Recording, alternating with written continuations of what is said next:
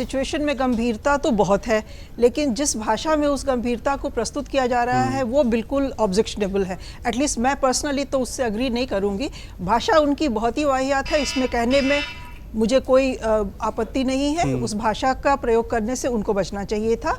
लेकिन असल सवाल ये है कि जो सवाल 1-1.5 महीने से मुंह बाए खड़े हैं, क्या सरकार को उनको जवाब नहीं देना चाहिए? सरकार की क्या देश के लोगों के प्रति कोई अकाउंटेबिलिटी नहीं है? और अगर सरकार से कोई सवाल पूछ रहा है तो उसको सीधे सीधे ये कह देना कि आप सेना पे सवाल उठा रहे हैं। ये तो बीजेपी बिल्कुल सेना के पीछे छिपने वाली हरकत कर रही है कि सेना के पीछे आप छिप जाइए, कह दीजिए कि सेना पे सवाल उठाया जा रहा है और आप सवालों का जवाब देने से बच जाइए।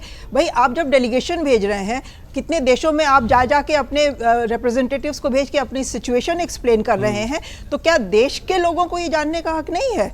CDS जाके सिंगापुर में कोई बयान दे देते हैं तो हमें पता चलता है कि वहाँ पे जो भी हमें डिटेल मालूम हुई, कहीं और से ब्लूमबर्ग से एजेंसी से किसी और इंटरव्यू से खबरें आ जाती हैं। तो ये चिटपुट इंस्टॉलमेंट्स में खबरें क्यों लोगों को दी जा रही हैं? देश के लोगों को जानने का हक है कि नहीं? और सबसे बड़ा सवाल तो सबके मन में आज भी है कि सीज फायर चलिए छोड़िए, संघर्ष विराम, सेसेशन ऑफ मिलिट्री एक्टिविटी, वो ऐसे ही तो बेवजह नहीं हो जाता है। एक DGMO ने गिड़गिड़ाया और दूसरे ने मान लिया, ऐसे तो देशों के बीच में नहीं चलती हैं ये बातें।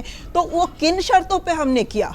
भाई, सेना वाकई में बहुत शानदार काम कर रही थी, तो बीच में आपने क्यों रोका?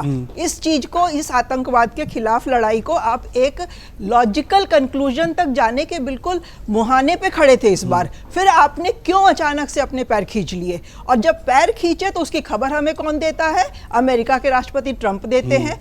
उसके बाद आपकी तरफ से दिनों दिन तक चुप्पी रहती है। 4-5 दिन के बाद जाके जयशंकर जी की तरफ से एक बयान आता है कि नहीं, हमारी तरफ से ये DGMO पाकिस्तान की तरफ से पहल हुई और हमने उनकी पहल मांगी। PM ने आज तक उस पर कुछ नहीं कहा है। PM के भाषणों में आप वो वैसे लोगों से तो डायरेक्ट बात नहीं करते हैं, रैलियों में ही या रोड शो में उनकी हमें सुनाई देती हैं बातें, तो उसमें भी वो क्लियर नहीं कर रहे हैं। और ट्रंप 12-13 बार वो दोहरा चुके हैं, कई फोरम्स में दोहरा चुके हैं, अपने देश में कोर्ट में दोहरा चुके हैं इस बात को। तो क्या लोगों को ये जानने का हक नहीं है? और अगर वाकई में किसी के दबाव में ये हुआ है तो ये तो एक बहुत बड़ा सेटबैक है ना हमारी फॉरेन पॉलिसी के लिए। भाई, हम अपनी सॉवरेनिटी को किस चीज़ के लिए गिरवी रख रहे हैं? क्या हमको ये मंजूर होना चाहिए कि किसी देश ने व्यापार बंद करने की धमकी दी? अभी परसों तक ट्रंप ने कहा है, रूस से राष्ट्रपति के साथ बात में कहा है, जर्मनी के चांसलर के साथ बातचीत में ये बात सामने आई है। तो क्या इस पे देश को सफाई नहीं मिलनी चाहिए? हमें पता नहीं होना चाहिए? सवाल बिल्कुल वाजिब हैं, उनका जवाब बिल्कुल आना चाहिए। और सरकार उन जवाबों से क्यों बच रही है ये मुझे समझ में नहीं आ रहा है। लेकिन हाँ, भाषा का स्तर, surrender calendar, Narendra surrender, definitely मैं उससे अग्री नहीं करती हूँ। लेकिन जो सवाल है वो सवाल आज भी अपने जवाब के इंतज़ार में वैसे ही खड़े हैं और देश को जानने का हक है। कोई आप शहंशाह नहीं है कि आपकी किसी के लिए अकाउंटेबिलिटी नहीं होती है। आप लोगों के प्रति अकाउंटेबल हैं और लोगों को जानने का हक है। आप विशेष सत्र भी नहीं बुला रहे हैं तो आखिर कौन से फोरम से आप लोगों के प्रति अपनी अकाउंटेबिलिटी जताएंगे? 1-1.5 महीना ये ऐसे ही चलता रहेगा और उसका मतलब सीधा सीधा ये लग रहा है कि आप उसका राजनीतिक फायदा उठाएंगे।